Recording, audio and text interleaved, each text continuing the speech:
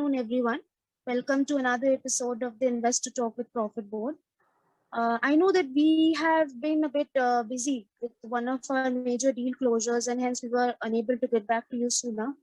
But we did hear from your suggestions. We have read all your DMs, and in the coming months, we are trying to cater to all of those. So thank you for actually flooding us with so many requests.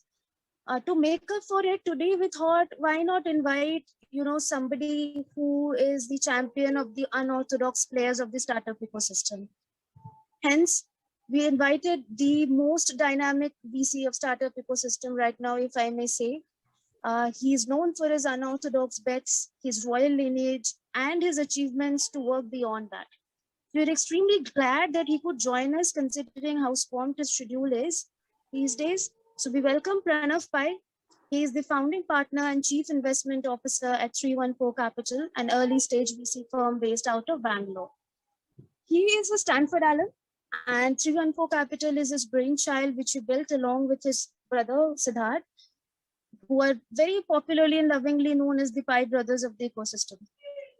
So 314 operates at the early age of the investment spectrum. They invest in many areas, including but not limited to agritech, fintech, home automation, dataspace, and they have a variety of companies with wide range in their portfolio, like Licious, Darwinbox, Open Financial Technologies. Like some of their clients are even, some of their portfolio are even clients of Tax Mantra Global. So we have been connected in different ways with this VC firm. In conversation with Pranav, we also have Alok, who is the managing partner of Tax Mantra Global and ProfitBoard Ventures. He has 20 plus years of expertise in global tax and structuring, fundraise, mergers and acquisition, and growth. In fact, Alok is also an angel investor who is looking to collaborate with new age tech-enabled businesses. So Alok, with this, I hand it over to you, since we have Pranav, we have literally snatched Pranav for a very limited time span.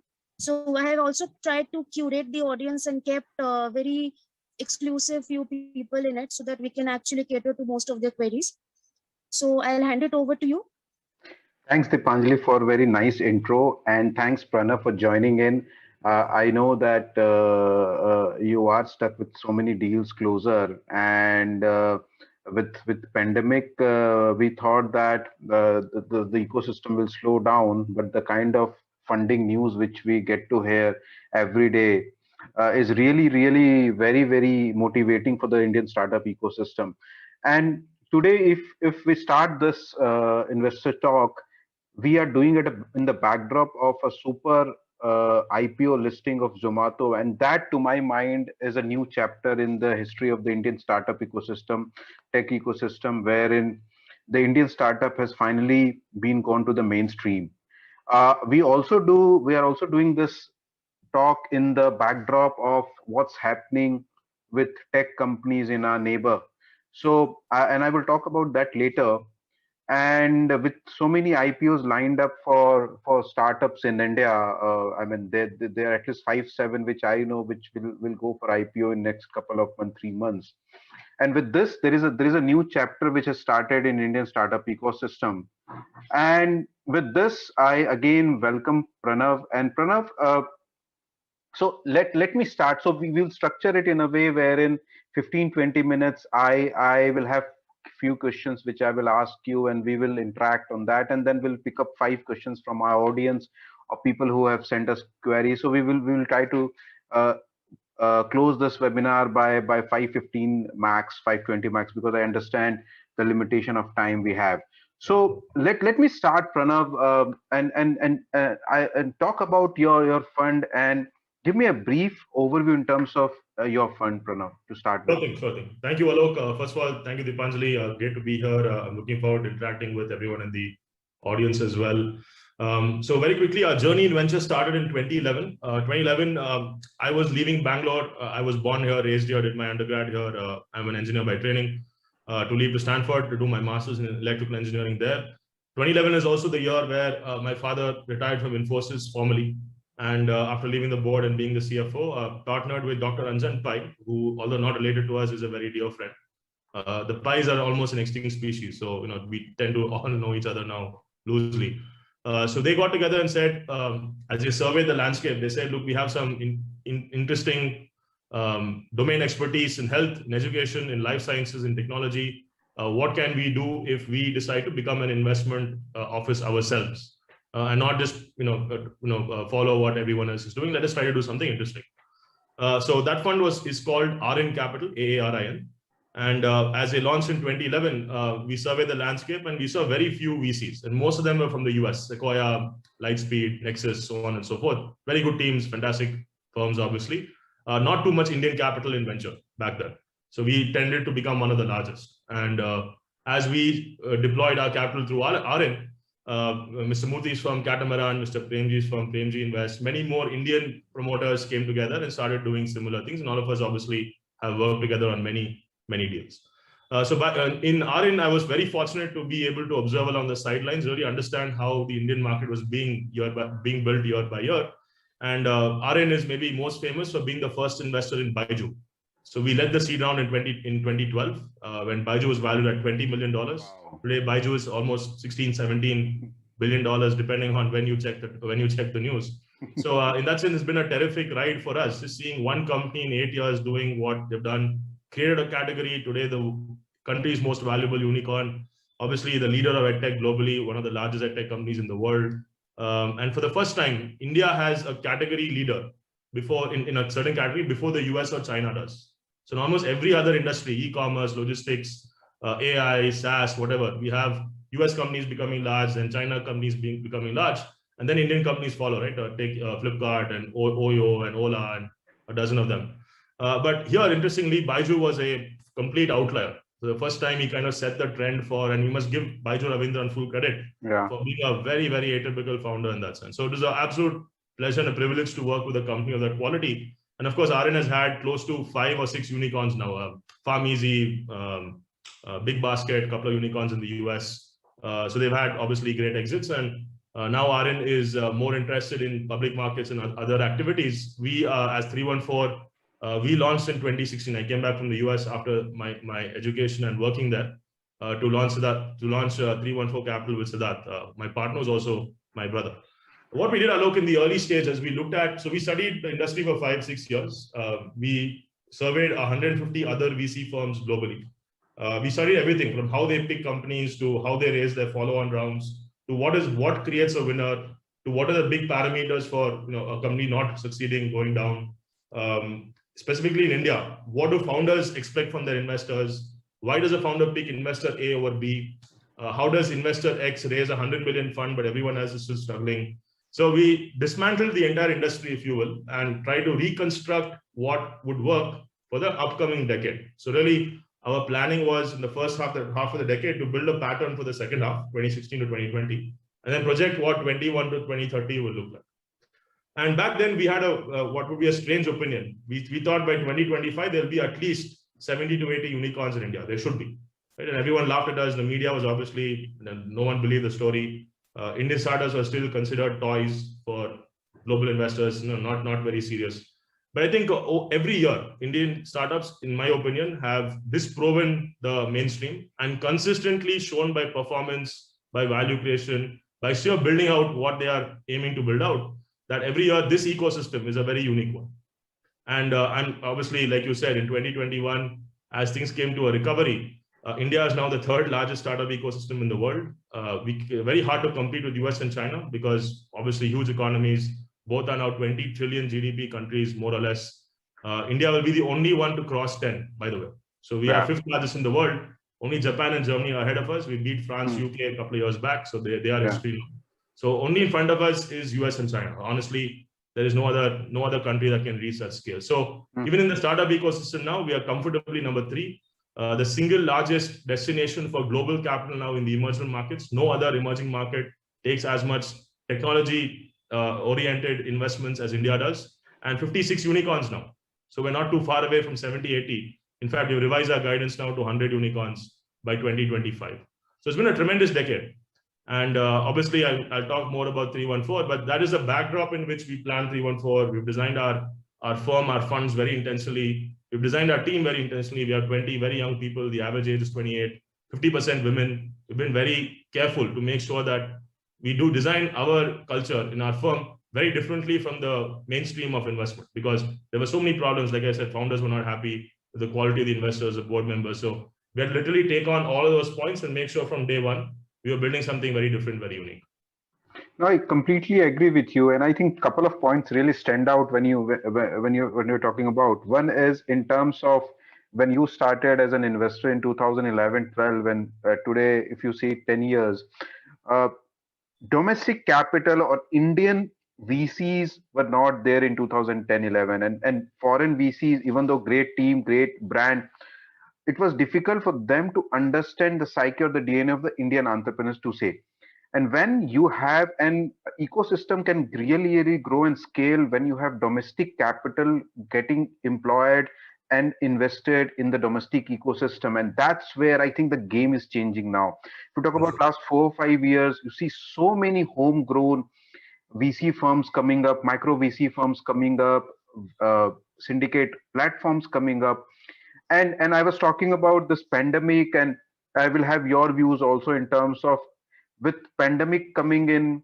To my view, the technology adoption has been accelerated by a decade, if not by two. And somewhere I feel that with this, the Indian tech companies or a SaaS product companies will really look to dominate the world. I think now the time is coming up really to that point. And another point which I really liked and which I feel is that you talked about Baiju, and Baiju is the only startup now in that real sense who is going and acquiring global startups and global companies now. And existing companies, large companies who were there in the market for 20 years, 15 years, or you talk about Akash, the company, and so I think that we are at a breakout point in the stock exchange term. We talk about a breakout point, and we are at a breakout point wherein the Indian startup ecosystem will rocket high now from this place. So to your mind, how pandemic has impacted the Indian startup ecosystem? First 6 months, we know we were all apprehensive, we didn't know what will happen, there was a fear of unknown. But now after 15 months, what is your view in terms of how pandemic has impacted the tech ecosystem, Indian tech ecosystem per se? Great points, Alok. So I'll talk about the pandemic. See, there are three or four things that are always eternal truths for startups, for VCs, right? One is we are all long-term oriented. Yeah. So our asset class by definition is long-term illiquid, meaning if we bought Baiju shares in 2012, say, it's not like we could suddenly wake up one day and feel like I can sell my shares in 2030. We have to find a buyer. There has to be a market. This is illiquid, private, obviously. So we are no choice but to be long-term oriented. And because we are long-term oriented, founders, startups, and that side, the companies as well as the investors, we have to ask ourselves, what are the things we have to prepare for in such a long-term context? Every VC fund is today 10, 12-year term fund, right? So the money is locked in for at least that much time. And we told ourselves it's inevitable. There will be crashes during the lifetime of any one fund. And as of now, 314 is closing its third early stage fund, its fifth fund overall. So we have to worry about a crash across 5 different portfolios, right? So we manage 1,800 crores now across all these funds. So there is no choice for us and for startups, therefore, to plan for multiple scenarios, including crashes, including environments where no one wants to put money, capital markets are shut down, like what happened in 2008, for example, with the financial crisis. So that is something that in the back of our mind, we know it is not like, will it happen? It will happen. It's only a question of when. So what happened in 2022 was interesting. Immediately after that first wave hit and all the lockdown rumors started, you would have seen the news. Every single journalist is attacking startup. This startup will fail. That startup will fail. SoftBank will lose money. And obviously, there was a huge crash. But immediately you saw the first breakouts from that crash were all tech companies global. Yeah. Facebook, Amazon, Google, Tesla grew 700-800%. So, and if you saw what lost, hotel companies, airline companies, steel companies, oil companies, complete crash. They're still not recovered, most of them. Right? So what we have learned from this interesting crash of 2020 is that globally now it's become a truism that the most resilient companies are tech companies. Number one. And if you're an old economy company, if you do not use technology in smart ways, your literal existence is under threat in the next crash. That's number one. Very important. Number two, in terms of resilience, the importance of digital today in today's global interconnected economy versus even 10 years back, it is miles and miles ahead. Sometimes we don't realize as a species how much we depend on these things, these machines and the software we've built for ourselves, right? So in that sense, now everyday people, regular people have realized I need to pay bills on my phone. I need to do my work on my laptop now, not in office. I need to study, I need to teach my kids on whatever laptop I have lying, old machine on the house. Obviously, kids have to learn. There cannot be interruptions in their schooling. So I think everyone realizes how much dependent we are. And I think there's been an embrace of digital. It's not like this thing is unnecessary. It's no, we have to use this to make our lives better, right? And that's why in India, when you mentioned the acceleration, you're absolutely right. More people got a taste of how digital can be a part of their daily life. More people got food home, grocery home. You know, they paid their bills. They invested a lot in the stock market. They played video games, obviously. So entertainment, communication. So a lot of things changed. And I think the takeaway from all this is now India, the Indian environment, Indian capital markets, the Indian consumer, the government, the regulators, they've all understood these startups are very important part of our mainstream economy. And we have to do everything we can to nurture them. So I'm very happy to say that if you talk about a book on 2020, 2021, the last chapter should be IPOs. Because all the regulatory, we had very difficult regulation, I must say, last 10 years. Thankfully, this government in particular has consistently been investing in making IPO rules definitely with less friction. So once you remove barriers, once you get out of the Indian citizens' way, right? Whether it's startups, whether it's mainstream economy, small business, whatever, of course, everyone needs help. But Indians will figure it out. They will create value, they will build value, they will do things for society. And obviously these IPOs, you've seen the retail interest. I think now it's become, I'm very happy to say, more people are comfortable buying stocks of the products they use every day. Finally, one full cycle has come where I pay bills on Paytm, I can buy Paytm stock on Paytm now, right? The funny analogy. So I think that's the decade, that's the ending crescendo of this decade. And it, I think, sets up a very new and interesting decade from 2021 to 2030. I think that story will be even more exciting. Completely agree with you. And you will see that in next 4-5 years, you will have so many Indian startups being listed on Indian exchange. I mean, it's more, you feel more proud when you say Indian startup getting listed on Indian stock exchange. It's easier for them to just move the IP out and list somewhere else. But then when the Indian retailers and I really feel proud when you see that people who used to order on Zomato, now they are actually going and subscribing for IPO, and they can relate to their daily usage and the company which they are now subscribing to. And I'm moving to the kind of portfolio you have, Pranav. I mean, it's from consumer companies, media companies, fintech, enterprise, deep tech. I mean, it seems that you have interest in overall in all kind of companies. So what is the investment thesis which you have when you go and invest in a company? I know, and also you pretty most invest in at an early stage. And by the way, you have more than 5 unicorns which have turned unicorns wherein you've invested. So there is something which is great in your investment thesis. So what is that we want to know? Yeah, thanks, Alok. So you're right. What we believe about India's future must reflect in our investment thesis. So we start with a very bottom-up approach of asking ourselves, what is the India opportunity today? Right? The India opportunity is very interesting, where we are a very deep talent market, meaning we have close to 5 million, 50 lakh, very well-trained developers, programmers, engineers, designers, product managers who are trained in IT and technology, right? And not trained by startups. Thanks to 30 years of Wipro, Infosys, TCS, Cognizant, so many large Indian companies that have gone global, they have trained a large talent base of people in India. That's very important, right?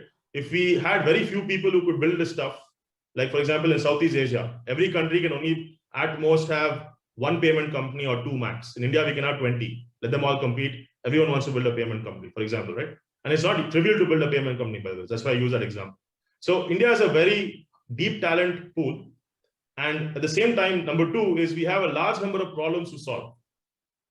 So smart people capable of building and who have a lot of problems to solve means the India opportunity is horizontal. So in India, for example, we helped build Licious, right? Which is, for me, a very obvious white space. India has a brand for water, dal, rice, salt, oil, everything. there's no brand in this, but in the protein space. So when we saw this idea, we said, yeah, this has to be built. But the rest of the market, no, who builds this? Why should you build this? Why should this exist, right? And we looked at many other areas. We looked at HR software. We looked at fintech. We looked at banking. We looked at digital media. So one of our recent investments is Scoop. And we kept asking ourselves the same thing. Should a version of India's future need these kind of products, platforms, and services? And when the answer is yes, and we're not the only ones who figure it out, obviously. So there is a lot of people thinking about these problems. That match between us and that team and our view of the future is where a lot of that magic happens, right? So the thesis is a shared one. It is not in isolation and you're a genius and you figured it out. That works in the public markets, right? You've seen the movie Big Shot and all that. You can be that eccentric when the stocks are listed. But in venture, it is a people business. You have to be out there. You have to be sharing ideas. Magic happens through that collaboration. So we have to fully embrace the reality of what we are entering, the India opportunity. And I'm very happy to say the India opportunity remains horizontal. We remain a very large, talented, deep pool of people. We remain many problems to solve. And thankfully, finally, after 10 years, we have more money available to our founders. We were always capital constrained, barely any Indian investors, like we discussed previously. Today in 2021, there are over 250 VC firms in the country that are active. So fantastic, right? Many angel groups, syndicates, and so on. So the access to capital, good people, and large problems to solve, that is where that whole magic of thesis is being built.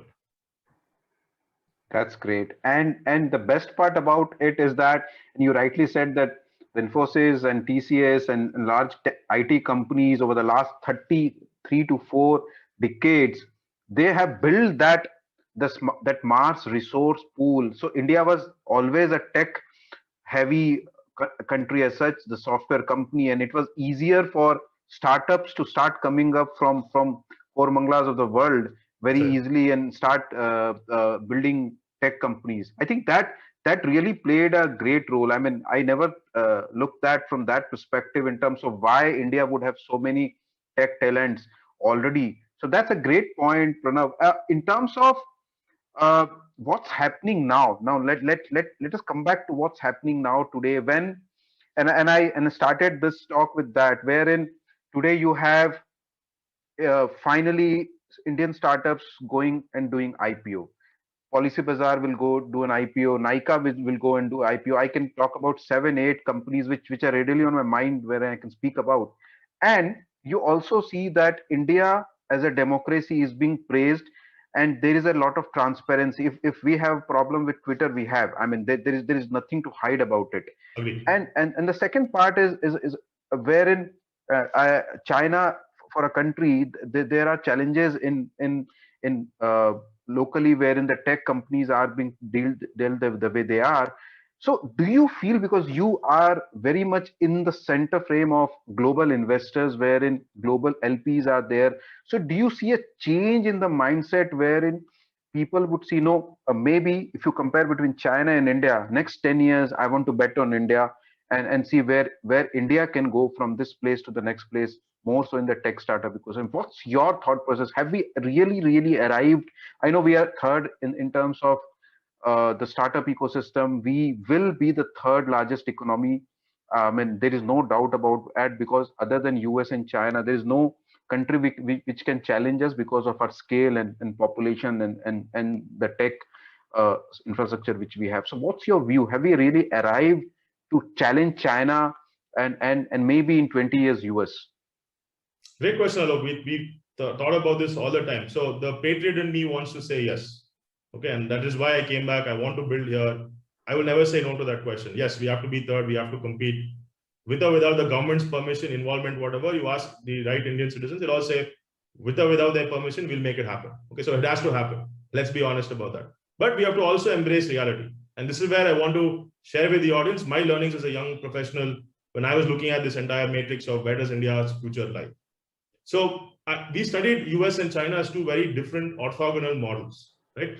Now, the US is the world's most powerful country, the most powerful army, the largest economy, the largest capital markets, also the deepest technology economy in the planet, the deepest base of intellectual property, the best universities, the best scientists, the best engineers, the best video game developers. In every single industry, the best people have gravitated to the US. What do they do differently? They did only one thing. They said, whatever happens, US number one. From the president to the clerk in the license office, where you go and apply for driving license, in the background, we are working for our country, we will be number one. Right? So we will win all the wars. We will spend money and help our people if we have to. We'll print money if we have to. We will make our dollar supreme. They did whatever it took to make sure whatever happened, whatever crisis, war, terrorist attack, we will never let our people down. It's a united principle in that country, right? And it doesn't exist in too many countries. I'll be very honest with you. That level of national identity, it is, in my opinion, very well cultivated from when you're very young, very actively cultivated, right? We see a lot of this in North Korea and many other countries that are on the other side, but it is not a positive inculcation. It's a very negative. You're threatened to be patriotic. In the US, you're encouraged to. So it's a definitely different culture, right? Not that we are a bad culture. I'm just saying we have to look at them objectively and say what's working for them. As a result of that culture, for 70 years, Alok, that government has given unlimited money to universities, professors, scientists, invited them from Germany, from Australia, from Japan. Everyone, world's best, come here. Live here, invest in sit in our universities, we'll give you grants, invent everything. From artificial intelligence to satellite technology, to space shuttles, to electric cars, to battery chemistry, to AI, to internet. They invented everything. Right? So after World War II, the story of the United States is driven by capital from the government into R&D. That is a single most consistent driver of their progress. But it took them 50, 70 years. Courage. Courage for multiple parties, multiple presidents to say, whatever the politics of today, this cannot stop. So it's not a 5-year plan. It's not a socialist kind of every 5 years we'll engineer the economy and we'll control it. We are the smartest guys. No. Give the people the money. Put the money into the universities. Let our smartest and best people take the country forward. Get out of their way. Right? Now, China looked at this and said, we are not a democracy. They are very open about it. You've seen the news now. Right? It is a one-party Politburo, which is fine. It's their decision. No, we should not judge them. That's their country, their rules.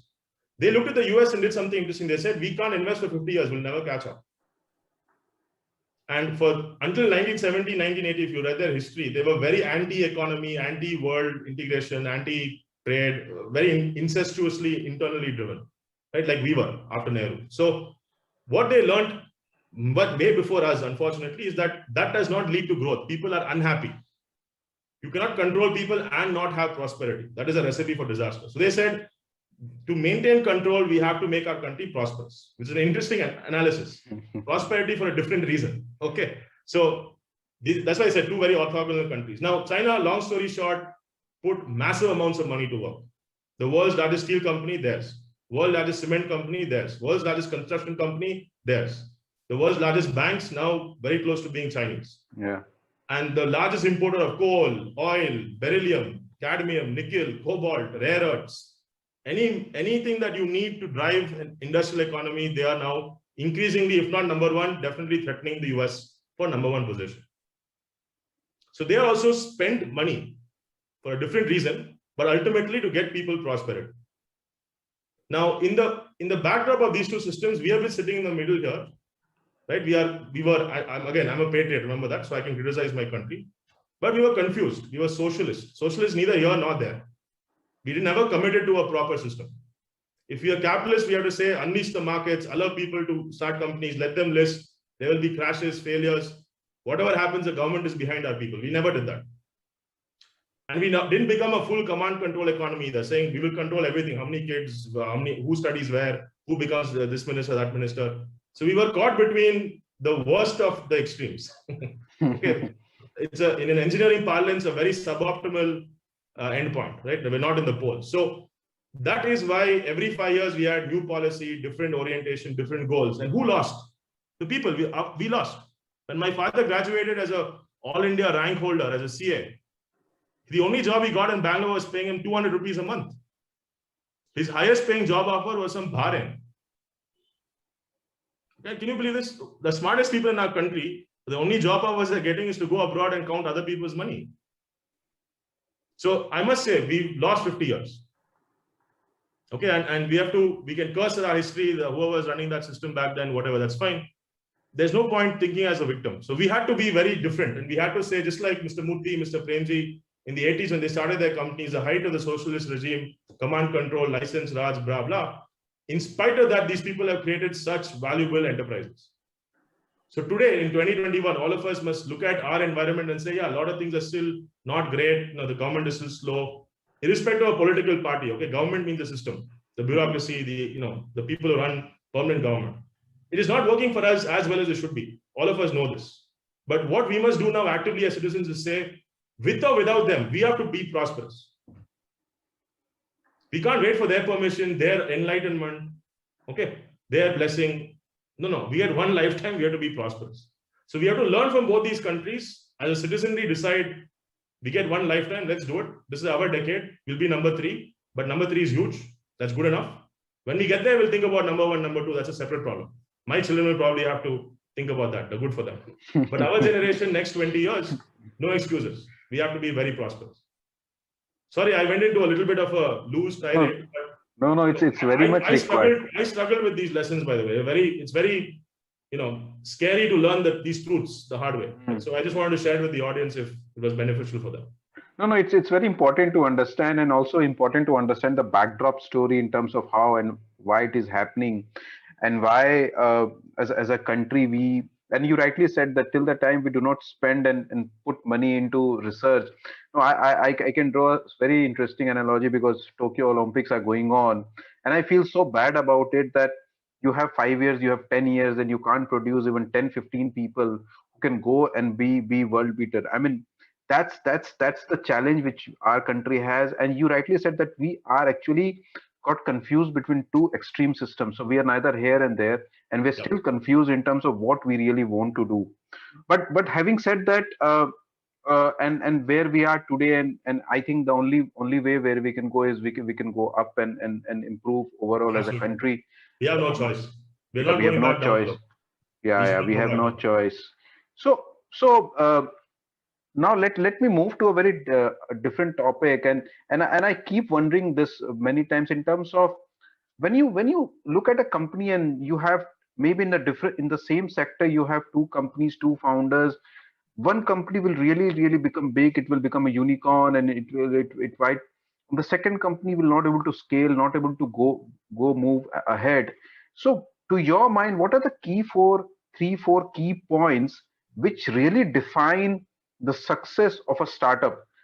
Because, and I'm asking you this because you interact with so many early stage startups, so you know their mindset in terms of, so what is that key point differentiator for you for a founding team? Is it a team? Is it the size of the market? Is it the problem they're solving? What to your mind differentiates between two startups? Good question, Alok. So for all startups, all investors, all VCs anywhere in the world, there are 4 important characteristics. There's the team, there's the market, there's the product itself, what you're building, how it will solve a problem, and then there's timing. Is this the right time to build this company? Right. So for a good example, a lazy example, but a good example is if you're building the world's best Pascal compiler in 2021, you might be a computer science genius, but no one's using Pascal today. It's a ridiculous solution to be building, right? Also, if you're trying to start a Zomato competitor today with Zomato, Swiggy, and the 20 other things that died and didn't survive, might be not the right decision, right? But always, obviously, who knows? That's always the answer. So timing is very important, and thankfully, no one has control over timing. So it affects everyone in the same way. It's a stochastic bias against all of us. So the top 3 are really where a lot of people spend a lot of time, right? So when it comes to founders now, so if 2 companies are competing in the same market's forces apply to both of them. The margins, the channels, the vendors, the suppliers, the customers, everyone, the experience is expected or almost the same. So what distinguishes these two companies from each other is a great question to think about. And what we've learned the hard way after not just competing as startup employees before we started 314, but also now competing, helping our founders compete as well as competing with other VCs ourselves, right? So it's competition across every layer. What we have learned is 3 very important things. One, the best founders that we have observed, whether they're in our portfolio or not, are always in this state of what I call conscious paranoia, meaning they are never taking anything for granted. I raised $100 million Series D round. That's not enough. My competitor may raise more than me tomorrow. Let me start worrying about the next round right away. I won a large client. I've hit my revenue milestone 2 months before the end of the financial year. Fantastic. How do I top this next year? Oh no, I don't know. So conscious paranoia means today is never enough. And you're always working backwards from what your company has to be doing 3-4 years down the line to stay relevant, right? That's very important. Number two, the best founders, in my opinion, are almost dictatorial about their culture. And not in a bad way, not that they impose rules, but they protect their culture very violently. And violently meaning they don't tolerate any kind of dissonance in culture. For example, many founders are now sensitive to women's employees, diversity, so on, which is very important. They do not tolerate people having old views, sexism, all this casteism, whatever. It's important. It is important to protect your culture at all costs, because in the end, the people in your company, if the best people are constantly leaving, there is less and less of a chance to compete with when a huge competitor comes and says, I'm going to crush you guys. Right? It's completely brutal, the competition. So retaining your best people, protecting your culture, it has to be done very intentionally. It cannot be done by anyone else but the founders. They have to do it. So there's no delegating the responsibility to HR team. That will never work. That happens in a corporate when you're 30 years in a large company, 500,000 employees globally, that's fine. But in the startup, it has to be done by the founder. And third, I think Indian startups have now realized how they keep their investors' trust, their shareholders, how they talk to the next round's investors, how they build a network of investors, how they present to the public, how they talk on TV, how they write opinions in the news. Their active positioning of their company as founders, not promoters, not the old school promoters, but founders. It's a very different culture. I think that had to have a cultural evolution. So people had to literally go through the experience to learn how to do it. No one could teach them, right? And now we have a first wave of successful founders who are setting the example for the next founding layer and the next founding layer. And so the quality of founders' evolution is becoming faster and faster and higher every year. So I think those are the three things we've seen. And I believe even when things go wrong, if you've done these things right, your shareholders trust you, your best people are staying with you. And of course, you're always aware of competition and what's going on. Even when you have a downturn, like last year, a lot of companies' businesses fell, they recovered. The Ola, for example, revenue crashed by 70-80%. They pivoted, they did B2B, they did delivery, they took care of their drivers. And today you saw this year, Bhavish is a large round, again, back to doing fantastic work in electric vehicles. So that's a great example of how, if you do these things right, even when the business goes through turmoil, all of you can pull it up together. I think great points there. And I think culture, to protect your culture, the culture with which you have built the company, you should not let someone come and destroy that culture, because at the end of the day, it's the people who builds the company, and it's very important. And you rightly said that in the pandemic, there are so many companies, and the one reason why many of the startups really survived and grew and now doing very well. Ola, one example, electric scooter which they are launching, and it looks so nice, the different colors, and it looks very interesting. I may be riding it very soon. So the culture is so important.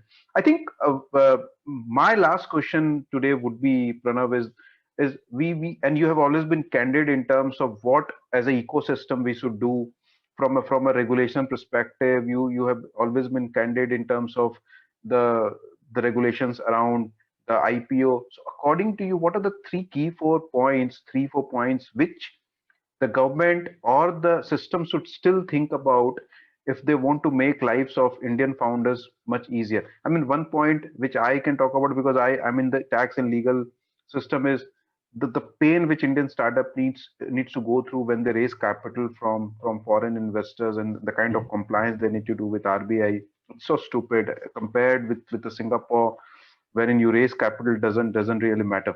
So I mean, what are the three, 4 points which to your mind really can still improve and make lives easy? Yeah, great question, Alok. I think we need three changes at the cultural level, the culture of government, and three very pragmatic on the policy level, right? At the cultural level, I think government, it's not a party. It's not one party, one prime minister. Every 5 years that changes. So our prosperity has to be beyond one party, one term. I think the permanent government, the bureaucracy, the system has to stop thinking of Indian entrepreneurs, Indian citizens as criminals. Their first assumption is you're a criminal. What do you want? Right? So that very, very nasty, very condescending attitude. And I can't blame any one bureaucrat. It is a culture, right? And I think there has to be this culture of service that comes back in the civil service. They work for our prosperity. They work for our benefit, not for theirs, right? So I think founders are always scared of going to government because this is how they were treated. And not just today's startup founders, but even 30 years back, we spoke about the IT example. So that's number one.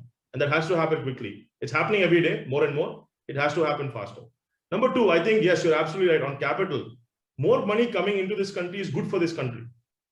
More returns being generated, people becoming wealthy is good for this country, right? We have to stop viewing money as some form of criminal liquidity or funding criminal activities. We still have this ancient regime of thinking about round tripping and we'll wash money in Mauritius and like rubbish, right? Which startup founder has a time to whitewash someone else's money? Please think about it.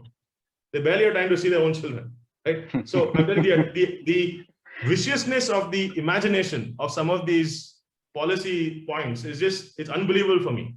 I mean, I would treat a colonized country that way, not my own. Right? In fact, I won't even treat that other country that way. So I think that is a cultural point that we have to ask ourselves, how do we change it? How do we regain trust between our polity and ourselves? Right? And third, I think this is very important, and we have to figure this out as a startup ecosystem. How do we include more people in this ecosystem? It is perceived as a very exclusive ecosystem. Only the IITs, only these engineers. What about the doctors? What about the lawyers? What about commerce students, arts? We have to actively say that there are jobs for all types of people, all genders, all religions. We have to intentionally be inclusive. We have not marketed the ecosystem as a way for everyone's prosperity. So it is still perceived to be very exclusive. Oh, you guys are one corner of the industry. Why should we care about you? We should think about the poor people of Bihar and Uttar Pradesh. So we have to figure out how to make ourselves more inclusive, right? So that is, again, both sides have to meet in the middle and build that culture. So those are some cultural observations. I can talk about how we treat students, and our university system is, again, doing us a big disservice, but those are obviously truisms even beyond the startup ecosystem. On the policy side, Alok, I think we need, number one, complete rationalization of this round tripping issue. It's painful. Honestly, if our own investors cannot participate in our startups, then we will be owned by global capital. When Zomato went IPO, thankfully, Mr. Bichandan is there, but most of the cap table are global investors, right? So in my opinion, if your own winners are not creating wealth for your country, it's a big problem. So I think government should be concerned about this and look at removing rules and making it easier for Indian capital. That's number one. Number two, taxation. There is no reason why a listed company is taxed, gains are taxed at 10% when you sell the shares, and an unlisted company is taxed at 21%. Why?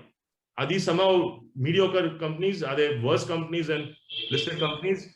So a lot of tech exits happen through M&A, right? Private companies being bought by other companies. So say tomorrow, for example, if Delivery got acquired by FedEx before they went IPO, the investors will pay 20%, 21% tax. But if Delivery listed, they pay 10% tax. It's ridiculous. There's no sense for that rationale, right? So on taxation, we have many things like this that add up to making investments still very high friction. I mean, one of the things that stunned me, I'm not a tax guy, but honestly, I was stunned. Indian investors pay more tax for the same exit than a foreign investor.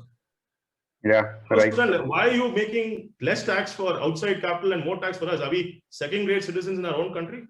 Unbelievable. So there are many things for tax, I think, and I don't want to go into too much detail because people here know the problems. But for the rest of us who are not tax people in the startup ecosystem, it is unbelievable. The couple of points, you can't even send 1 rupee to set up a company outside India, and that company can't have a step-down subsidiary. I mean, that is so stupid thing. The second point, I know a company which raised $15 million, and they have already 1 million, more than 1 million is already stuck in the GST payments, because they pay to vendors, they pay to so many people, and they can't take credit because still they are not generating revenue. They're still building the app.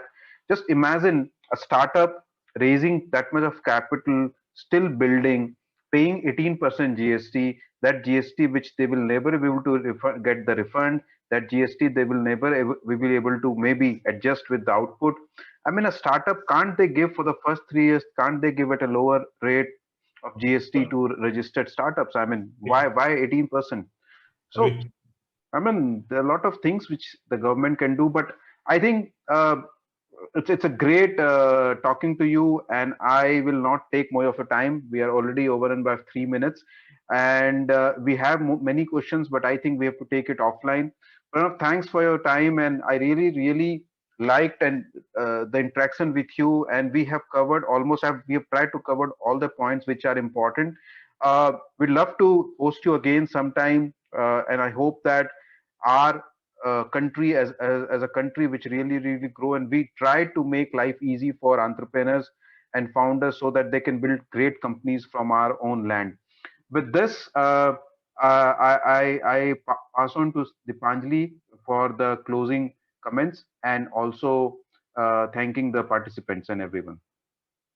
Thank you, Alok. So we would not have actually minded if this went on for hours. Pranav is a magnificent speaker, and we have always enjoyed. And I'm sure I'm speaking for everybody in the attendee list over here. So, but we unfortunately do not have the time. But we have been streaming this on LinkedIn, and we will soon come up with a good video also, so that we can also keep hearing these truth bombs that you dropped here today. So let's connect again soon, Pranav. Thank you, Dipanjali. Loved hearing you. Thank you, Alok, also. Thank you, all the attendees. We'll come back soon with the next talk session details. In the meantime, please follow our channel on YouTube. You can follow Tax Mantra Global's channel. Yes, Gopa, we will be sending you the recording for all the attendees. So we'll see you soon. So with this, I close it. Thanks again, everybody. Thank you. Thanks, Pranav. Thank you, Alok. Thank you, Dipanjali. Bye.